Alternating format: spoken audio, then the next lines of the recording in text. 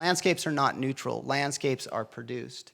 Who was instrumental not only in framing them, but when we actually look at some of the agricultural and the structural photos in Watkins' collection, who made those landscapes? Who made them the productive entities in California that they are? And I'll stop there. Are we going in order? Ken? I guess I would agree with all of that, and just add that one of the things that's remarkable about them, and I think we can appreciate that they're beautiful, but I think that we have to also understand that aesthetics, what we think of as beautiful, changes over time. You know, when Van Gogh did his paintings, he was considered to be a madman on some level. Today, we accept them as being masterful works of art. For Watkins, who was clearly the hardest working photographer in California at that time. I don't know if you've seen the exhibition yet, but there's a sample of the camera, which is an enormous, it's the size of a Volkswagen, right? So this guy, even if they were ugly photographs, he still gets the prize, okay? It was an amazing thing. The emulsion was liquid, and you put it on a piece of glass, wet, in a tent.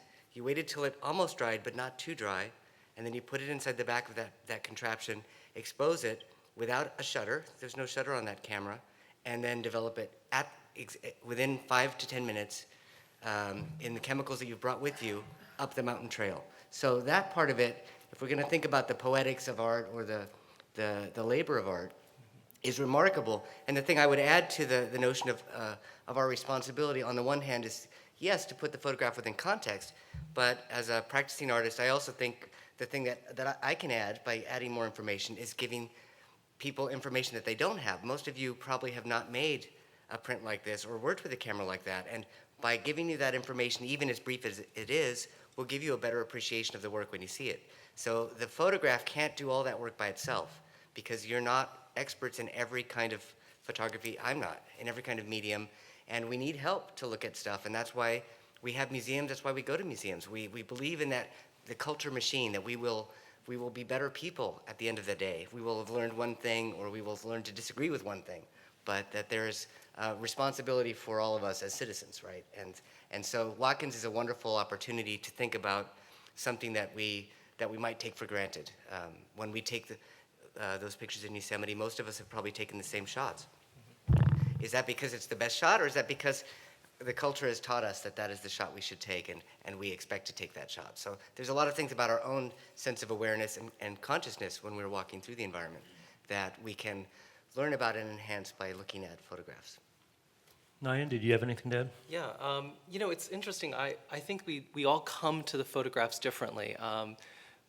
I don't know how many of you had a chance to see the exhibit, but when I was seeing the exhibit, I was both drawn in by the immensity of the images and trying to figure out where they were taken, when they were taken, who took them, all this stuff about the production of the art, trying to figure out what constituted art at that time when he took the photographs and what was just paying the rent. And it is really important to understand how it is that this man from Oneonta, as a young man, 1850, comes clear across to California, and apparently goes back and forth to New York via South America several times before he lands up in California and starts learning about photography and working in various different mediums, and gets, you know, to someplace like Yosemite, which takes not a highway trip in a car, but a 24-hour labor to get there, and what images he takes there. And I was so struck by one of the things about the Yosemite images is that he's going there because he got a job to